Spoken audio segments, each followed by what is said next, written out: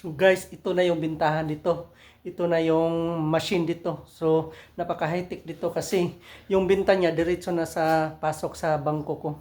So ito, bibinta ko na itong mga naipon ko. Yan. Ganyan ra.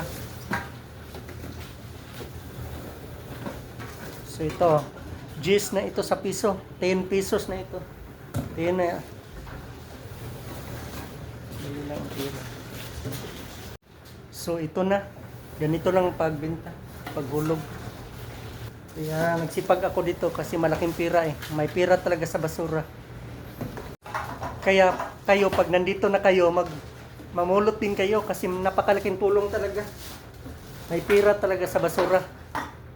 Kasi halos lahat na dito, ang mga dumating, namulot na din ng basura. Kasi libre na pang ulam eh. Sobra-sobra pa. So ayan guys, tapos na ako maghulog. Naibinta ko na lahat. So ang nabinta ko is nasa 8,000 sa foreign. So nasa 1,800 sa piso. So napakalaki na. So malaki ang binta ko ngayon. Isang linggo ko lang yan naipon. So pag masipag ka talaga dito, madali lang ng pera. Kaya pagkatapos ko nahulog, diretso na sa bangko yung pera ko. Kaya madali lang pera dito pag masipag ka.